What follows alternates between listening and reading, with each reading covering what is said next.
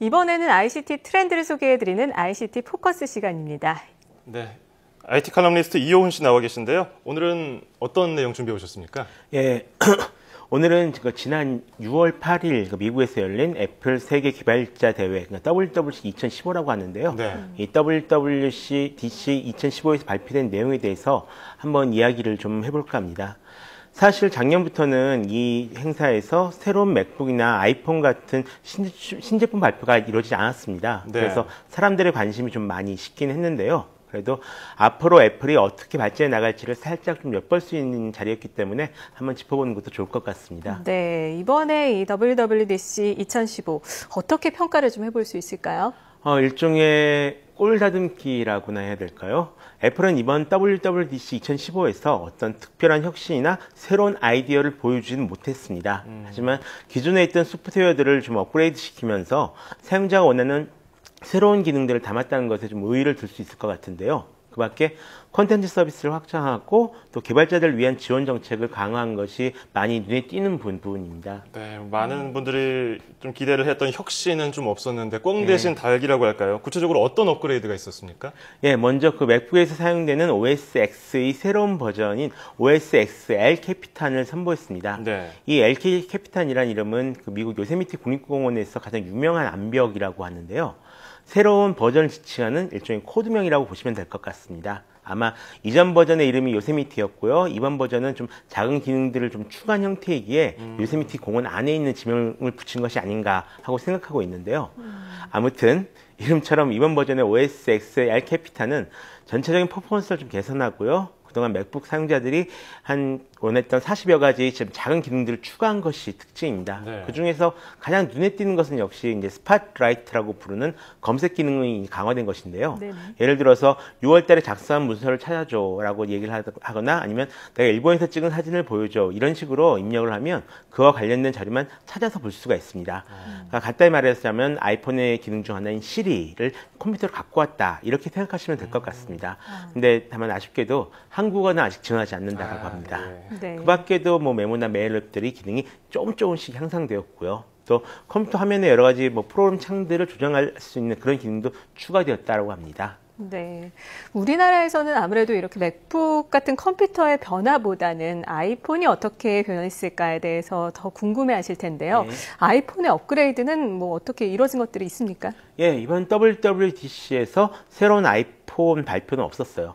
아이폰 발표는 없었지만 대신에 아이폰에 탑재된 iOS의 새로운 버전인 iOS 9이 발표되었습니다. 아까 그 OS X의 검색 기능이 강화되었다 이렇게 이야기 드렸었잖아요. 예. 이번 iOS 9 같은 경우도 비슷하게 음성 비서 서비스 시리 성능을 상당히 강화했습니다. 애플에 따르면 또 40% 정도 더 빨라졌고요. 또 40% 더 정확해졌다라고 하는데요.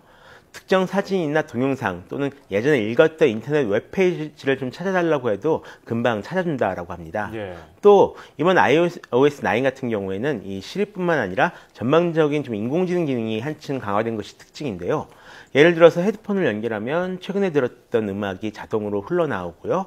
또는 일정을 입력할 때 위치 정보를 입력하게 되면 언제 출발해야 되는지를 이제 자동으로 알려준다라고 합니다. 또 김치찌개를 끓이고 싶다 해서 그 레시피가 담긴 요리용 앱들이 있잖아요. 네. 그래서 김치찌개라고 검색하면 그 앱의 내용까지 검색해서 찌개를 끓이는 방법을 찾아준다라고 합니다.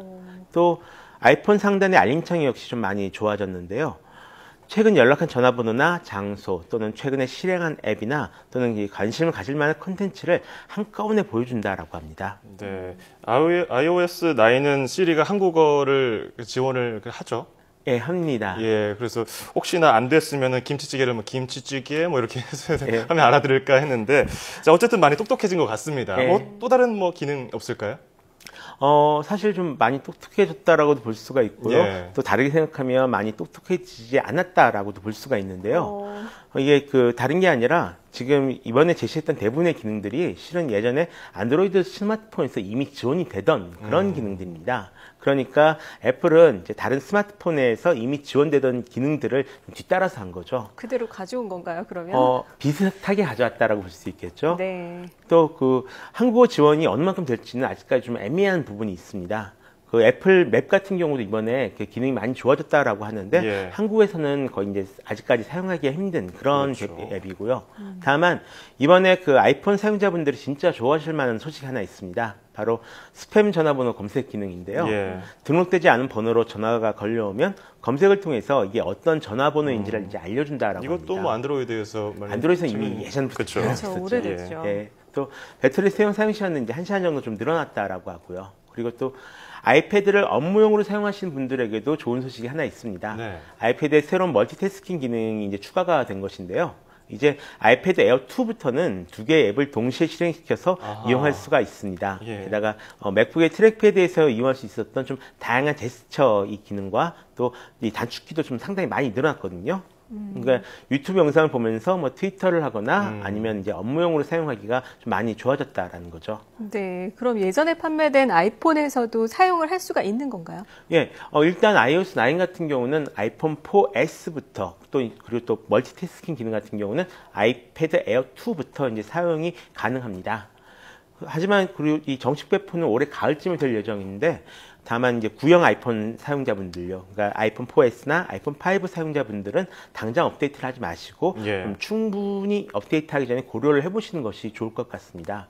이게 새로운 OS로 업데이트했을 때 이 폰이 느려진다거나 하는 경우가 좀 종종 많이 네네네. 생기거든요. 맞아요. 그러니까 저 같은 사람들 같은 경우는 이걸 좀 의도적 진부화라고 이제 부르는 건데요. 새로운 OS를 사용할 수는 있지만 이 사용하는 느낌을 좀 나쁘게 만들어서 오히려 모르겠다, 새로운 폰을 사야겠다라고 이렇게 유도하게 만드는 거죠. 맞아요. 예, 그러니까 실제 업데이트는 정식 폰 출시 이후에 다른 분들이 업데이트해서 잘 되는지를 확인하시고 그 업데이트를 하시는 것이 좋을 것 같습니다. 업데이트를 오히려 천천히 하는 게 네. 더 좋은 거군요.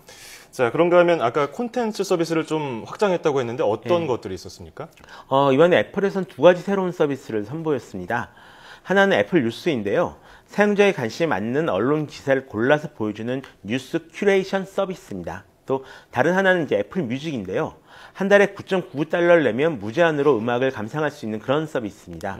기존에는 이제 애플 앱스토어를 이용해서 음악을 들으려면 듣고 싶은 곡을 이제 하나하나 사서 이제 들어야만 됐거든요. 그렇죠. 그런데 그런 번거로움을 좀 없애줄 수 있는 그런 서비스입니다만 한국에서는 이미 굉장히 일반적인 서비스라서 좀 많이 새삼스럽게 좀 느껴지는 그런 편이고요. 다만 해외에서는 이 서비스로 인해서 앞으로 음악 산업이 어떻게 개편될 것인가 이런 귀추를 좀 많이 주목하고 있는 그런 상황입니다. 네, 이미 한국에서 불편했던 것들을 좀 개선한 정도로만 볼 수 있는 거죠. 예. 네, 이 밖에 어떤 다른 소식이 또 있을까요?